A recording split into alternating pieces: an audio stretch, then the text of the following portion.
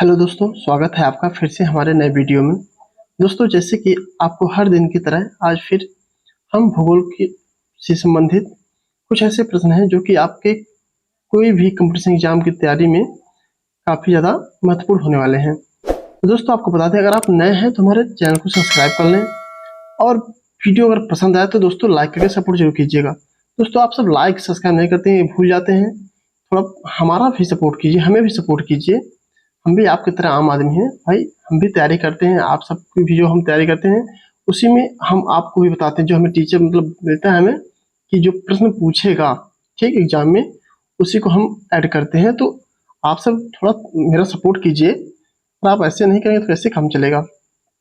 दोस्तों, चलिए ज़्यादा ना बात करते हुए हम सीधे अपने क्वेश्चन पे चलते हैं। दोस्तों, आपको बता दें, सबसे पहले ये टोटल जियोग्राफी से वन लाइनर क्वेश्चन आंसर संबंधित है। ठीक, सब सीधा प्रश्न सीधा उत्तर है। आपको कोई भी घबराने की कोई भी टेंशन की जरूरत नहीं है। आपको यहाँ पे सारे आसान भाषा में आपको समझाया जाएगा। ठीक, तो चलिए दोस्तों चलते हैं अपने पहले सवाल पर। हमारा पहला सवाल क्या है? क्षेत्रफल की दृष्टि से भारत का विश्व में कौन सा स्थान है? तो दोस्तों, अगर क्षेत्रफल की दृष्टि से भारत का विश्व में कौन सा स्थान पूछा है तो दोस्तों 7वें स्थान पर है। ठीक, याद रखिएगा 7वें स्थान पर। अगर दोस्तों आपसे यही पूछ ले कि जनसंख्या की दृष्टि से भारत किस स्थान पे है, तो दोस्तों आपको बता दें, अब भारत हो गया पहले स्थान पे। किसने कितने स्थान पे? पहले स्थान पे। पहले था दूसरे, लेकिन अब पहले स्थान पे हो गया। चीन को भी पछाड़ दिया है। ठीक, याद रखिएगा। अब बढ़ते हैं दोस्तों अगले सवाल पर। हमारा अगला सवाल क्या है? जनसंख्या की दृष्टि से भारत का विश्व में कौन सा स्थान है? देखिए दोस्तों, यहाँ पे सवाल मिल भी गया। तो दोस्तों आपको बता दें, वो प्रथम स्थान पर। ठीक, भारत जो है जनसंख्या की दृष्टि में प्रथम स्थान पर आ गया है। काफी ज्यादा तरक्की कर रहे हैं हमारे भारत के लोग। ठीक, अब बढ़ते हैं दोस्तों अगले सवाल पर। हमारा अगला सवाल क्या कहता है? भारत के ऊपर भारत के उत्तर में कौन कौन से देश हैं? तो दोस्तों भारत के जो उत्तर में है वो है पहला चाइना, भूटान, नेपाल। ठीक, आपको पता है पहाड़ी क्षेत्र है इधर। ठीक, तो दोस्तों उत्तर में आपका पहला चाइना पड़ेगा, इधर यहीं छोटे में नेपाल पड़ेगा, और फिर भूटान भी यहीं कहीं पड़ेगा। ठीक, याद रखिएगा। अगर आपसे पूछा जाए कि भारत के उत्तर में कौन कौन से देश हैं तो दोस्तों बता दीजिएगा कि चाइना, भूटान और नेपाल। अब बढ़ते हैं अगले सवाल पर। हमारा अगला सवाल क्या है दोस्तों? भारत के पूर्व में कौन सा देश है? तो दोस्तों जब पूर्व की बात करें तो बांग्लादेश। ठीक, बांग्लादेश है आपका पूर्व में, भारत के पूर्व में बांग्लादेश है, याद रखिएगा। अब बढ़ते हैं दोस्तों अगले सवाल पर। हमारा अगला सवाल क्या है? भारत के पश्चिम में कौन सा देश है? तो दोस्तों भारत के पश्चिम में आपका पाकिस्तान है। ठीक, पाकिस्तान आपको पता ही होगा। भारत की जब ऐसे मैप बनेगा दोस्तों, तो दोस्तों पूरब पश्चिम इसी साइड में आता है पाकिस्तान। ठीक, दोस्तों भारत के पश्चिम में जो है पाकिस्तान है। अब बढ़ते हैं अगले सवाल पर। हमारा अगला सवाल क्या है? भारत के दक्षिण पश्चिम में कौन सा सागर है? जी दोस्तों, ये हो गया दक्षिण, दक्षिण से पश्चिम में कौन सा सागर है? तो दोस्तों अरब सागर है। कौन सा सागर है? तो दोस्तों अरब सागर है। ठीक, याद रखिएगा। अब बढ़ते हैं अगले सवाल पर। हमारा अगला सवाल क्या है? हमारा अगला सवाल क्या कहता है? भारत के दक्षिण पूर्व में कौन सी खाड़ी है? तो दोस्तों भारत के दक्षिण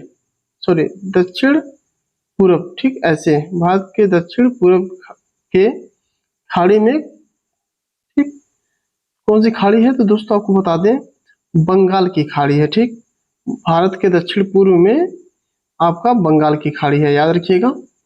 अब बढ़ते हैं दोस्तों अगले सवाल पर। दोस्तों आपको इतनी आसानी भाषा से समझाया जाएगा कि आपको कोई भी दिक्कत नहीं हुई, कोई भी जरा से भी परेशानियां नहीं आएंगी। अगर आप इसको अच्छे से पढ़ लेते हैं, समझ लेते हैं, तो दोस्तों यकीन मानिए आपको कहीं भी जाने की जरूरत नहीं पड़ेगी। ठीक, जीके ज्योति वर्मा चैनल जो है हमारा यूट्यूब चैनल, आप जल्द से जल्द सब्सक्राइब कर लें, लाइक कर दें।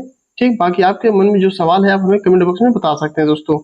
ठीक, याद रखिएगा। तो दोस्तों हमारा अगला सवाल क्या है? भारत के दक्षिण में कौन सा सागर है? महासागर है। ठीक, महासागर। ठीक, तो दोस्तों भारत के दक्षिण में आपका इंडियन ओशियन है। ठीक, कौन है? इंडियन ओशियन, याद रखिएगा, हिंद महासागर। अब दोस्तों बढ़ते हैं अगले सवाल पर। हमारा अगला सवाल क्या है? हमारा अगला सवाल है, पूर्वांचल की पहाड़ियां भारत को किस देश से अलग करती हैं? तो दोस्तों पूर्वांचल की जो पहाड़ियां हैं वह भारत को म्यांमार से अलग करती हैं। ठीक, याद रखिएगा कहाँ से करते हैं? म्यांमार से। दोस्तों ये सब जितने भी सब क्वेश्चन है ये सब दोस्तों आपका एसएससी सीजीएल सीएचएसएल में पूछा जाता है, यहाँ तक कि पीसीएस में यूपीएससी में भी सब सवाल पूछे जाते हैं। तो दोस्तों आप अच्छे से इसको याद कर लीजिएगा ताकि कहीं कोई दिक्कत ना हो। ठीक, अब दोस्तों हमारा अगला सवाल क्या है? मन्नार की खाड़ी और पाक जलड मरु मरुमध्य भारत को किस देश से अलग करते हैं? तो दोस्तों श्रीलंका से। कहाँ से करते हैं दोस्तों? श्रीलंका से करते हैं। याद रखिएगा जलड मरु मध्य भारत को किस देश से अलग करते हैं? तो दोस्तों श्रीलंका से। अब दोस्तों हमारा अगला सवाल क्या है? संपूर्ण भारत की अंशांशीय विस्तार कितना है? दोस्तों संपूर्ण भारत की अंशांशीय विस्तार कितना है? से भारत है आपका, ठीक, मैं थोड़ा शीर्ष बन नहीं रहा दोस्तों। मान लीजिए आपका भारत है, ठीक, जैसे आपका भारत है, ठीक। तो दोस्तों यहाँ का जो टोटल आपका संपूर्ण अंशीय विस्तार है दोस्तों 8 डिग्री 4 से 37.6 डिग्री उत्तरी अंशांश है। ठीक, ये दोस्तों वो नापना पड़ेगा इस पे स्केल पे, ठीक, उससे पता चलता है। ठीक, याद रखिएगा। अब दोस्तों हमारा अगला सवाल क्या है? हमारा अगला सवाल है भारत के मध्य से कौन सी रेखा गुजरती है? तो दोस्तों भारत के मध्य से मतलब बीच, जो भारत है और यहाँ बीच से जो रेखा गुजरती है उसको दोस्तों कहते हैं कर्क रेखा। क्या कहते हैं? कर्क रेखा। तो दोस्तों हमारा आंसर होगा कर्क रेखा, टॉपिक ऑफ कैंसर। ठीक, अब बढ़ते हैं दोस्तों अगले सवाल पर। हमारा अगला सवाल क्या है? भारत के उत्तर से दक्षिण तक विस्तार कितना है? तो दोस्तों भारत के उत्तर से दक्षिण तक, ठीक, अगर ये भारत है, मान लीजिए भारत है, अब उत्तर से आपका, ठीक, दक्षिण तक विस्तार कितना, मतलब फैला कितना है? तो दोस्तों 3214 किलोमीटर। ठीक, जैसे कहते हैं ना जम्मू कश्मीर से कन्याकुमारी, ठीक, तो वही है दोस्तों आपका भारत के उत्तर से दक्षिण तक। अब दोस्तों हमारा अगला सवाल क्या है? भारत का पूर्व से पश्चिम तक कितना विस्तार? तो दोस्तों पूर्व से पश्चिम पूछ रहा है, ठीक, पूर्व से पश्चिम तक कितना विस्तार है? तो दोस्तों इसका है 2999, तो सॉरी 2933 किलोमीटर। कितना है? 2933 किलोमीटर इसका विस्तार है, याद रखिएगा। अब बढ़ते हैं दोस्तों अगले सवाल पर। हमारा अगला सवाल क्या है? अंडमान निकोबार द्वीप समूह कहाँ स्थित है? तो दोस्तों अंडमान निकोबार द्वीप समूह जो आपका है यह बंगाल के खाड़ी में, ठीक, कहाँ है? बंगाल के खाड़ी में। दोस्तों अब हमारा अगला सवाल क्या है? लक्षद्वीप कहाँ स्थित है? तो दोस्तों लक्षद्वीप आपका अरब सागर में स्थित है। कहाँ पे है? अरब सागर में, ठीक, अरब सागर में आपका स्थित है। दोस्तों ये सब जितने भी टॉपिक हैं आपका कंपटीशन एग्जाम में काफी ज्यादा पूछा जाता है दोस्तों, इसलिए हम उन्हीं प्रश्नों को ऐड किए हैं जो एग्जाम में पूछा जाता है। तो दोस्तों आप सब वीडियो को अंत तक देखिएगा ताकि आपको अच्छे से समझ में आ जाए। अब दोस्तों हमारा अगला सवाल क्या है?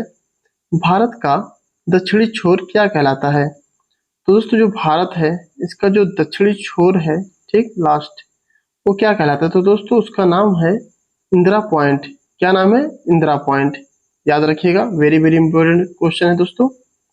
बढ़ते हैं अगले सवाल पर। हमारा अगला सवाल क्या है दोस्तों? इंदिरा पॉइंट को किस दूसरे नाम से जाना जाता है?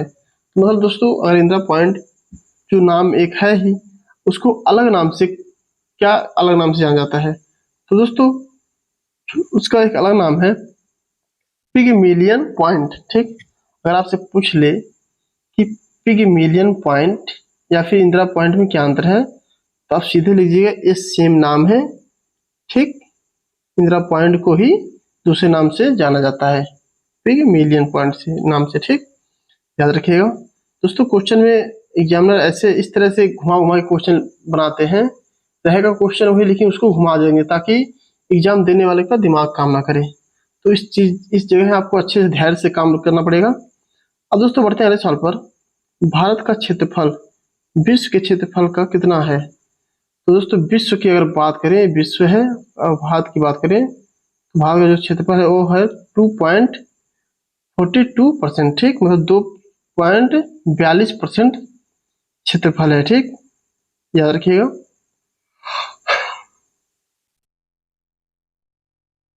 अब दोस्तों हमारा अगला सवाल क्या है? विश्व की कुल जनसंख्या का कितने परसेंट भारत में निवास करता है? तो दोस्तों जो विश्व है, यहाँ की कुल जो जनसंख्या है वहाँ का कितना परसेंट भारत में क्यों निवास करता है? तो दोस्तों 17%। कितना? 17% खाली जनसंख्या भारत में निवास करती है। याद रखिएगा। अब बढ़ते हैं दोस्तों अगले सवाल पर। हमारा अगला सवाल क्या है? भारत का कुल क्षेत्रफल कितना है? तो दोस्तों भारत का कुल क्षेत्रफल आपका 32,87,263 किलोमीटर। ठीक, याद रखिएगा। 32,87,263 किलोमीटर क्षेत्रफल में भारत जो है फैला हुआ है। याद रखिएगा। अब बढ़ते हैं दोस्तों अगले सवाल पर। हमारा अगला सवाल क्या है? भारत की स्थल सीमा से कौन से देश लगे हैं? दोस्तों जैसे भारत है, ठीक, यहाँ की जो स्थल सीमा है, ठीक, जैसे कि बांग्लादेश हो गया, चीन हो गया, पाकिस्तान हो गया, नेपाल, भूटान, बर्मा। ठीक, ये जो आपके 5-6 देश हैं, ठीक, ये भारत की स्थल सीमा से लगे हैं। ठीक, याद रखिएगा। इन सबको दोस्तों याद करिएगा क्योंकि ये भी पूछता है काफी ज्यादा एग्जाम में। अब दोस्तों हमारा अगला सवाल क्या है? भारत की जल सीमा किन देशों से मिलती है? तो दोस्तों भारत की जो जल सीमा है वह आपका मालदीव, श्रीलंका, बांग्लादेश, म्यांमार व पाकिस्तान से मिलती हैं। याद रखिएगा। भारत से होते हुए भी जल जाता है, मतलब ये नदी होती है। ठीक, ऐसे जो कि भारत के सीमा से, ठीक, इसको जल सीमा कहते हैं दोस्तों। ठीक, मिलते हुए देशों से मिलते हुए ऐसे जाती है। ठीक, अब बढ़ते हैं दोस्तों अगले सवाल पर। हमारा अगला सवाल क्या है? कर्क रेखा किन राज्यों से होकर गुजरती है? तो दोस्तों जो आपका कर्क रेखा है, ठीक, तो यह आपका किन राज्यों से होकर गुजरता है? तो दोस्तों आपको बताते हैं राजस्थान, गुजरात, मध्य प्रदेश, छत्तीसगढ़, झारखंड, पश्चिम बंगाल, त्रिपुरा और मिजोरम होते हुए दोस्तों यह कर्क रेखा आपका गुजरता है। ठीक, ऐसे काटते हुए। याद रखिएगा दोस्तों इसको आप अच्छे से, क्योंकि यह भी सवाल काफी महत्वपूर्ण है। अब दोस्तों हमारा अगला सवाल क्या है? भारत की मुख्य भूमि की दक्षिणी सीमा कितने अक्षांश है? दोस्तों भारत की मुख्य भूमि की दक्षिणी सीमा कितने अक्षांश है? तो दोस्तों आपको बता दें 8.4 डिग्री सेल्सियस। ठीक, 8.4 डिग्री सेल्सियस है। याद रखिएगा। 8 डिग्री। अब दोस्तों हमारा अगला सवाल क्या है? भारत का मानक समय कहाँ से लिया गया? तो दोस्तों जो भारत का मानक समय है वह आपका इलाहाबाद के निकट नैनी नामक स्थान से लिया गया है।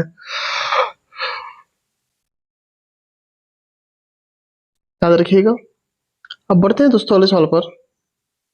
हमारा अगला सवाल क्या है? भारत के मानक समय और ग्रीनविच समय में कितना अंतर है?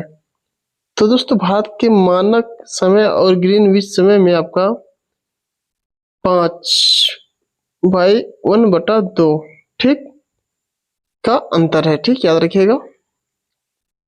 ज्यादा नहीं, बस 5 और 1/2 है। ठीक, उसका हाफ है। अब बढ़ते हैं दोस्तों अगले सवाल पर। हमारा अगला सवाल क्या है? भूमध्य रेखा से भारत के दक्षिण छोर की दूरी कितनी है? तो दोस्तों जो भूमध्य रेखा होती है, ठीक, उसके दक्षिण छोर की दूरी कितनी है? तो दोस्तों आपको बता दें 876 किलोमीटर। ठीक, 876 किलोमीटर। अब बढ़ते हैं दोस्तों अगले सवाल पर। हमारा अगला सवाल क्या है, भारत की स्थल सीमा की लंबाई कितनी है? तो दोस्तों भारत की स्थल सीमा की लंबाई जो भारत है, ठीक, इसकी जो सीमा स्थल है, ठीक, उसकी लंबाई टोटल दोस्तों 15,200 है, ठीक, 15,200 किलोमीटर है, याद रखिएगा। अब बढ़ते हैं दोस्तों अगले सवाल पर। हमारा अगला सवाल क्या है, भारत की मुख्य भूमि की तट रेखा की लंबाई कितनी है?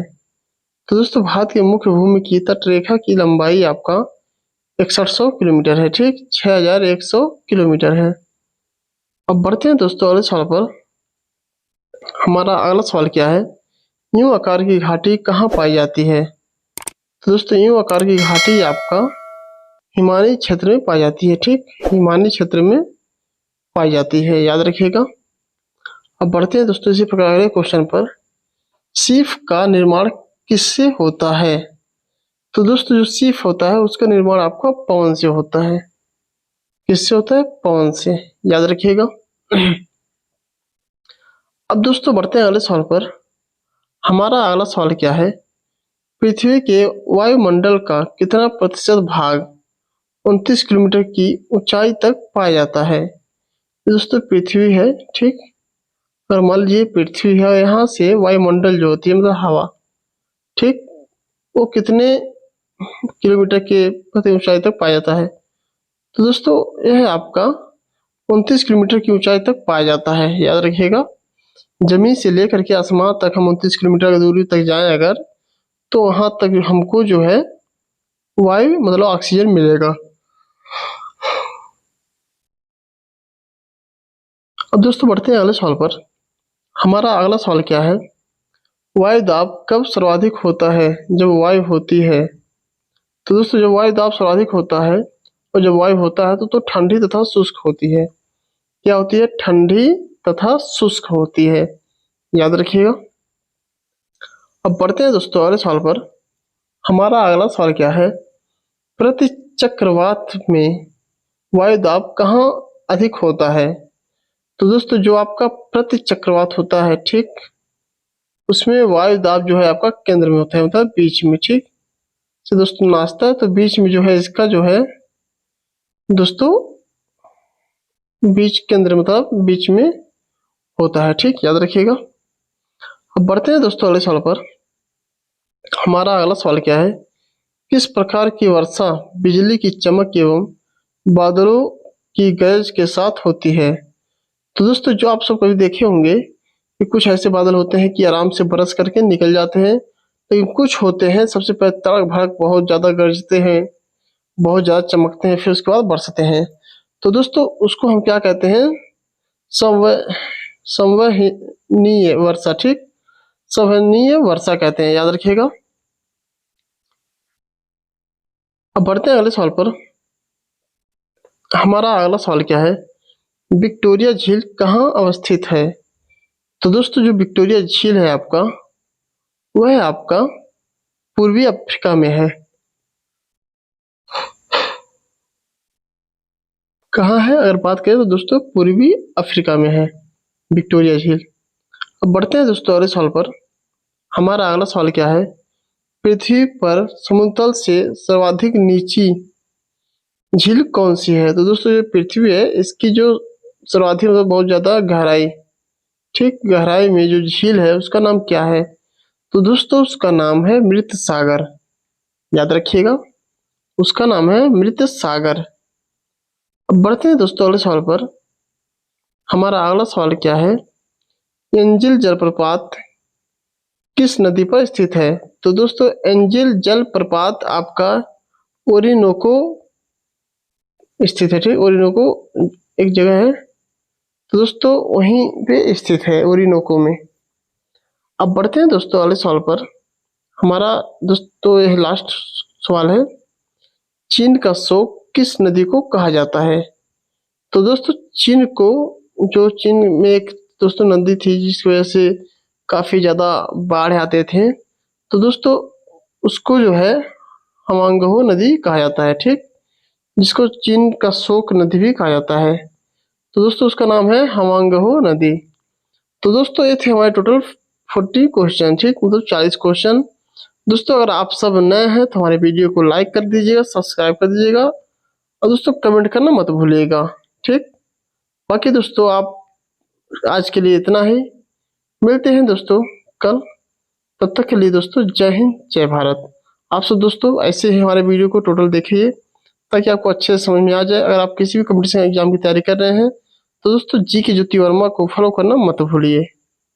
जय जय श्री राधे।